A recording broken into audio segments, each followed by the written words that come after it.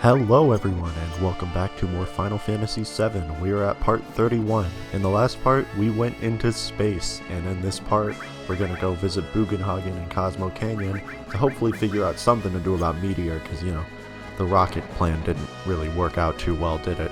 So, off to see Bugenhagen, the best name of all time, in Cosmo Canyon. And maybe, I don't know, hopefully he'll have something. Otherwise we're kinda out of ideas here. There's not a lot we can really do about Meteor coming down, is there? But it's also, I love this little touch. Throughout, as you progress through the main story, the meteor in the sky actually progressively gets bigger and bigger. So it started out at the beginning of Disc 2. After it was summoned, it was pretty small in the sky, but now it's much bigger. But yeah, so now we're gonna go talk to good old Bugenhagen here in Cosmo Canyon, see what he has to say. And I just went ahead and cut ahead here. You might notice there's actually quite a bit more editing going on in these parts, because we've already explored pretty much everywhere, every town in the world and stuff. So if it's already an area we've kind of already been all the way through, I don't feel the need to show me, I don't feel the need to show me walking all the way up Cosmo Canyon again. So, yeah, but, Bugenhagen's given a bit of wisdom here, and then, he says there has to be a way. There has to be a way to stop Meteor. We just need to look for it. We just need to be looking harder for it. Because clearly there is a way. Aerith had a plan. We just don't know what it was. But so clearly it's possible. It has to be. And then Cloud starts reminiscing about Aerith and what she was doing. She was so close we couldn't see her. What Aerith did, the words she left behind. Yeah, so, man, it makes you wish we could figure out what her plan was. She was the only one who could have stopped Sephiroth's meteor. So yeah, her plan, we can't, what was her plan? We'll never know, will we? It's a little, yeah, and they're kind of starting to wonder that, why was she so confident? Why did she feel so confident in saying, I can stop it. I can stop what Sephiroth's doing. So, yeah. And Sid, being a man of science, doesn't really like to listen to all this magic stuff. And now, this is, we actually get a reward for getting all the huge materia, as we'll get here. If you get all 4 of them, you'll get one final reward. So we've already gotten the Ultima materia, we've already gotten the Phoenix summon, but we will actually end up getting one final reward here for getting all 4 of them. And it's another summon materia. I just kicked my desk again. God damn it. It's actually another summon materia. It is going to be the final form of Bahamut, the best form of Bahamut. Bahamut Zero, I'm pretty sure, is its name. And it's a really good summon, so we just need to check all 4 of these. And then eventually, is that Bahamut? So then we get, we get Bahamut Zero, which is a really good summon, which I will be showing off later in this part, actually. Another one of those just crazy, ridiculous, over-the-top summon animations that I love so much. But yeah. And I'm replacing Neo Bahamut with Bahamut Zero. Excuse me if you can hear the dogs barking. God, that's been happening a lot lately. Anyways, yeah, because Bahamut Zero is just simply a better Neo Bahamut, or better Bahamut. It's just Bahamut, but it does way more fucking damage. It's a non-elemental summon, so yeah, give that to Barret. Like I said, I'm gonna be trying not to just spam Knights of the Round I know I've kind of done it some here, but I'm trying not to. Because, like I said, that's just the win button for the main story, so I'm trying not to just use it for everything. As tempting as it is, because oh man is it tempting. I just have it if for a desperation thing, like if I'm in a pinch, then I'll throw it out. But otherwise, I'm trying not to use it. I'm trying to actually, try and play the game.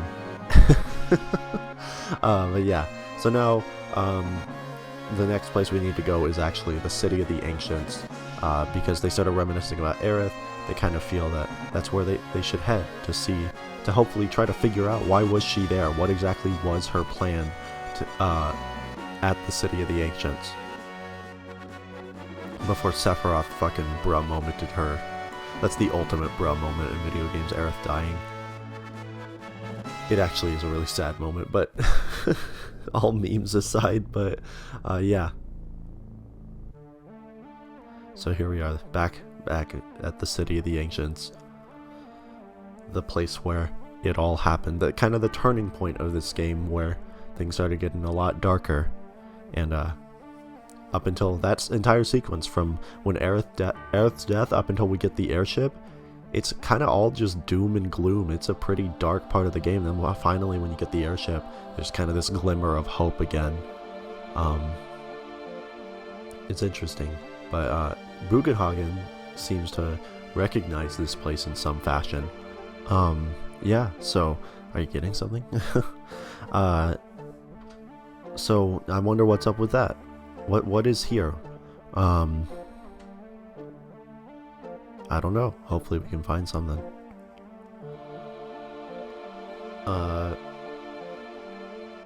Let's see. Let's see what this is. What is this thing? Why does it look so weird? So, the knowledge of the ancients seem to be telling Bugenhagens that the planet is in a crisis, and when the planet's in a crisis, it's time to summon Holy, which is the ultimate white magic. Holy is actually a spell that you can cast in a lot of Final Fantasy games. Same with Meteor, but in this game they're more plot devices. You can't actually cast either of them yourself. But Holy is a white magic that, when cast, will basically wipe out anything the planet deems bad for it. So it'll most definitely wipe out Meteor, Genova, Sephiroth, perhaps even us. It just depends on whether the planet sees us as good or bad.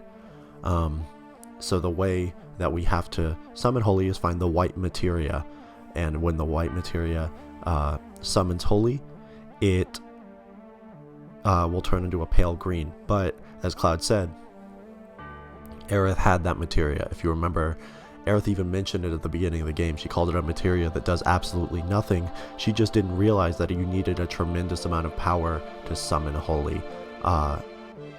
And when Aerith died, the white materia was lost. If you remember, it fell into that body of water and probably got washed away.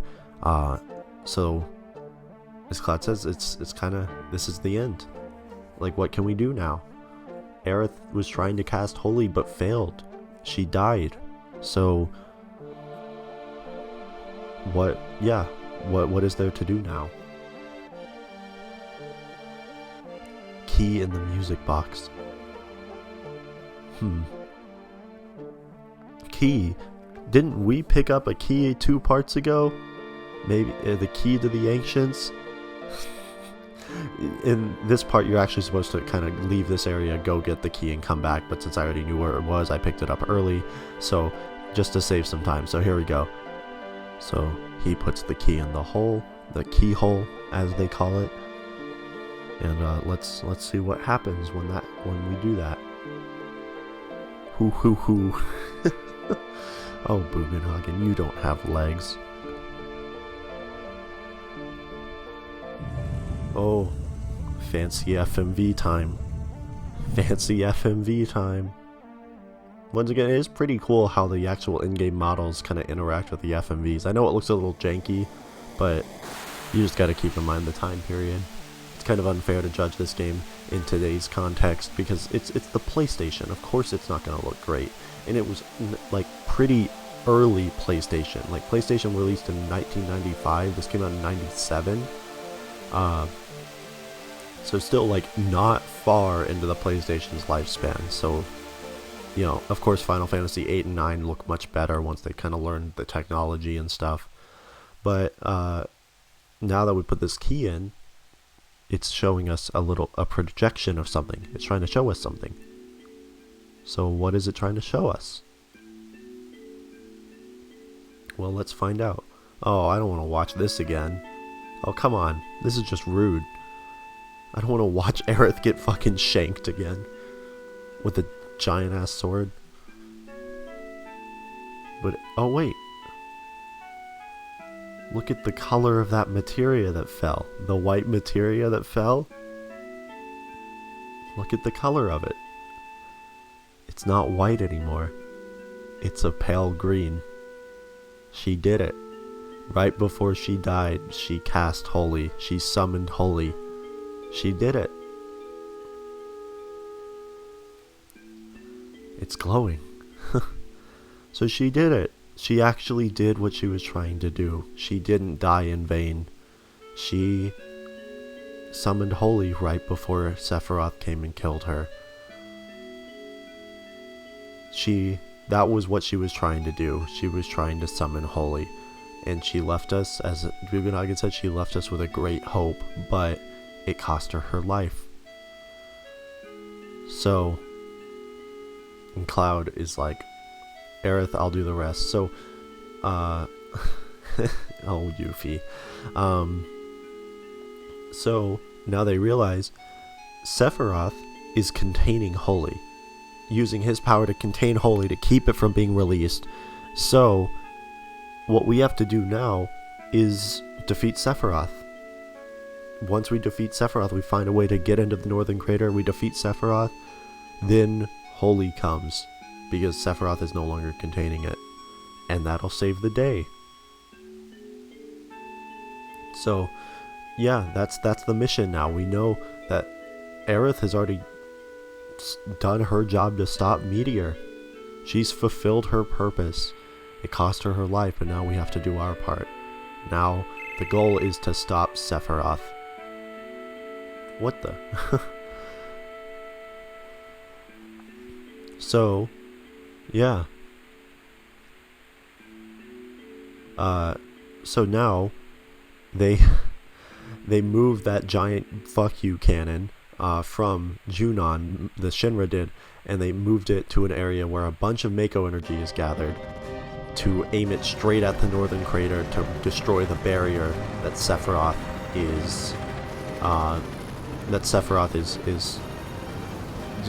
has projected over the Northern Crater. And where else is a lot of Mako gathered but in Midgar? So now the giant fuck you cannon is in Midgar, and they're aiming it straight at the Northern Crater to hopefully blast the shield with a giant beam of energy, destroying the barrier and letting us get into the Northern Crater. Because they're trying to get rid of Sephiroth too. So yeah. My knuckles just popped super loud. I'm sorry if you could hear that. And then this is Reeve. If you remember, Reeve is actually Kate Sith. So, that's how we're getting in on this information, because Reeve is listening in, and then he's telling us. Excuse me, but yeah. So now they are aiming the big fuck you cannon at the Northern Crater. So we're gonna go and check that out. Of course, because, you know, but first we gotta leave this place. We gotta get the fuck out of here. So yeah, the Shinra's making one last stand. Their plan didn't work, so now they're trying one last thing. They're trying to get rid of Sephiroth. And my computer is currently sounding like a jet engine. I don't know what the fuck's going on there. Are you okay, computer? Are you good? I think it's fine. I'm gonna fucking kill my computer. No, but... So yeah, now we just gotta get back to the airship, check out Midgar, check out what's going on there. We're actually heading back to Midgar. It's been so fucking long. We haven't been to Midgar since part 6, and now we are at part 31. What a journey it's been, huh? But yeah. Yeah, but something seems wrong. Uh-oh. What the? So, now, because they see this fuck you cannon as a threat to the planet, weapon has showed up, and the diamond weapon specifically has showed up, and is heading straight for Midgar. To, you know, try to put a stop to it, because, you know, the weapon's goal is to kill whatever seemed as a threat to the planet. And they actually did kind of accomplish that 2,000 years ago. They sealed up Genova until it was found by Professor Gast 2,000 years later. And then it's, you know, kicking off the events of the game. You get it. You get it. It's complicated, but you get it. I'm sure you get it. It's not confusing at all, I promise. No, it's a little confusing. I kind of love how convoluted this plot is, but at the same time I know that's a turnoff for some people. I just think that its strengths far outweigh its weaknesses, and I find the plot very enjoyable. I find the characters memorable. I love how batshit unpredictable and crazy it is. It's great. But yeah, now Weapon is heading straight for Midgar, so we gotta stop him, but we actually got a little bit of time, because Weapon moves unbelievably slow for some reason. In fact, this is another reason I'm grateful for the speed up feature in the re-releases. If you can tell, even though they have some downsides, play the re-releases.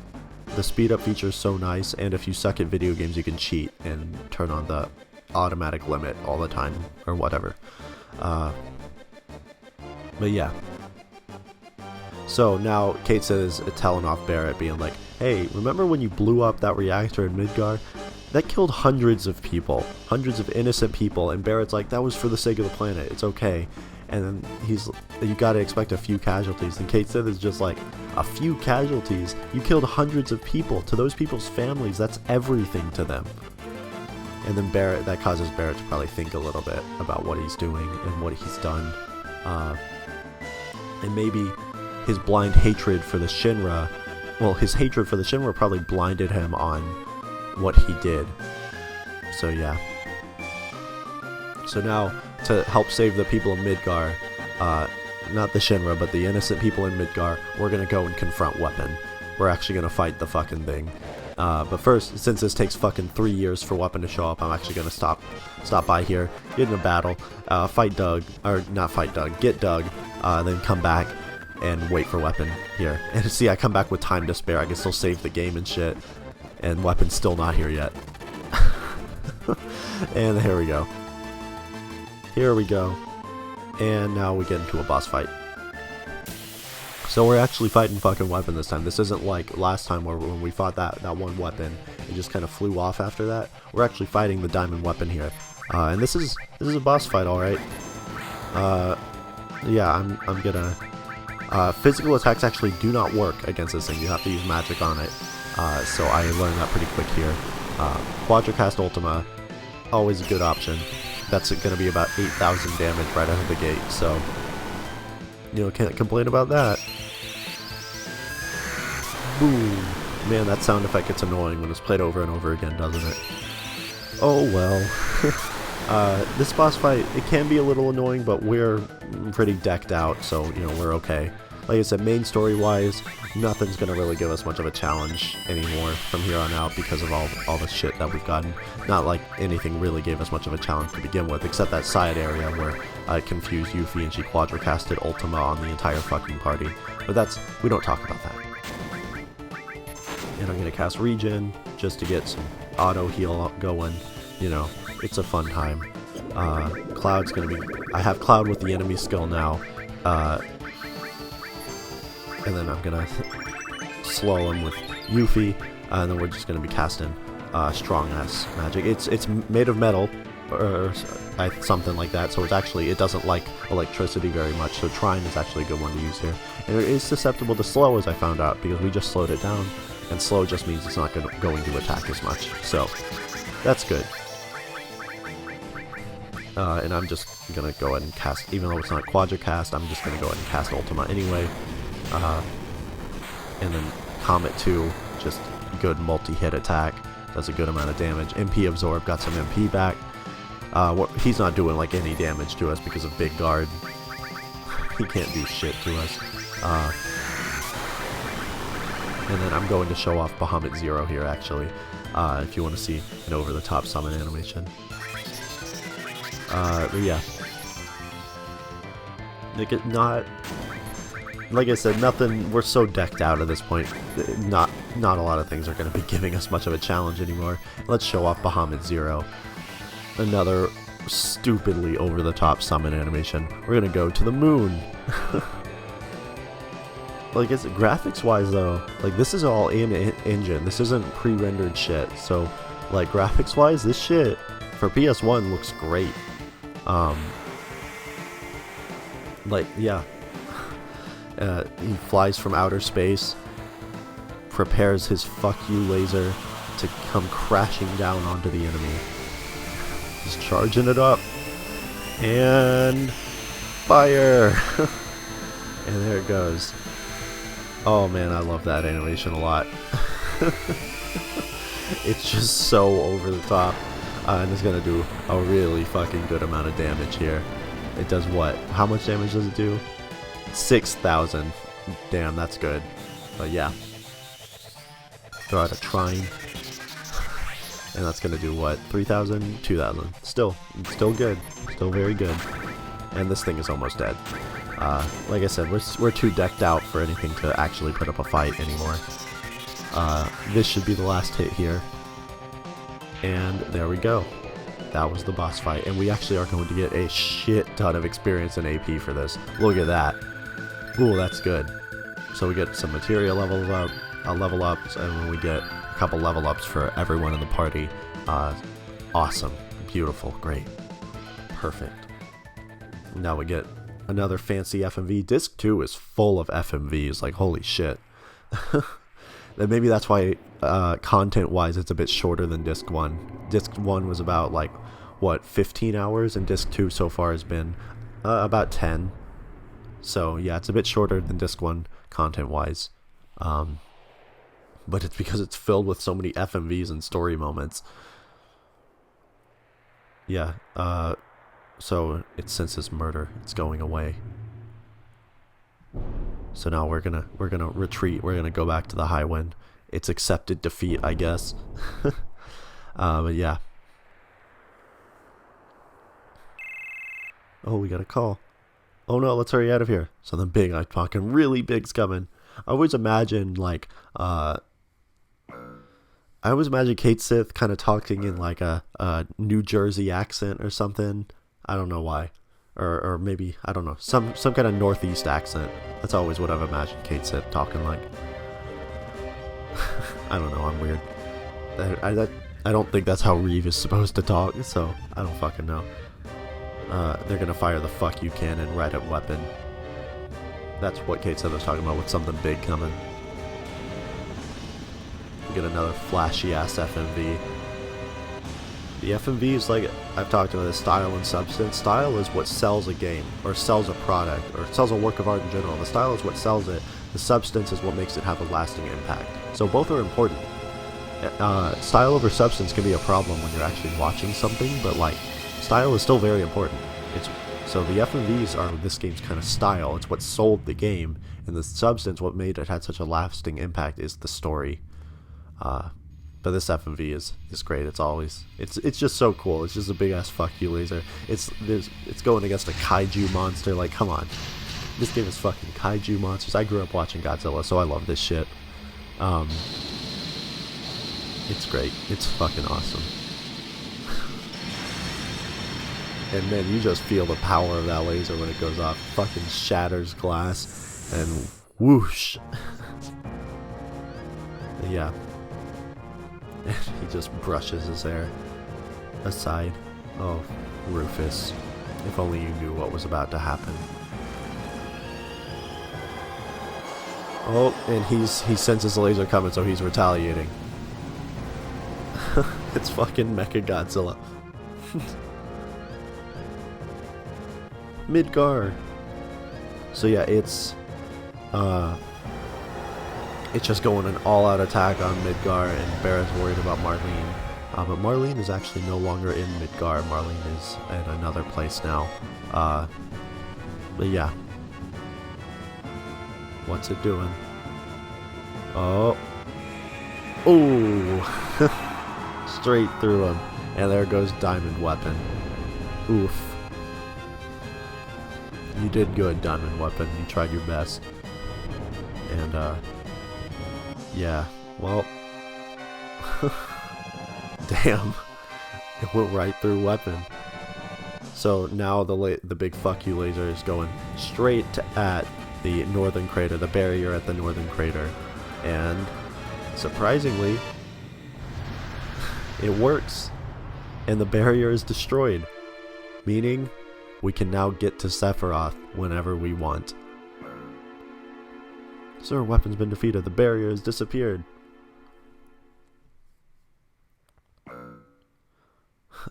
And then, but Weapon already fired a bunch of lasers straight at Midgar, so... Uh-oh.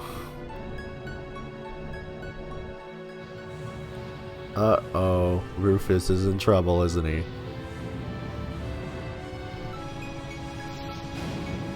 Kaboom. Goodbye, Rufus. And with that, the president of Shinra is dead. Again. Anyways, that's gonna do it for this part. I will see you guys next time for more Final Fantasy VII.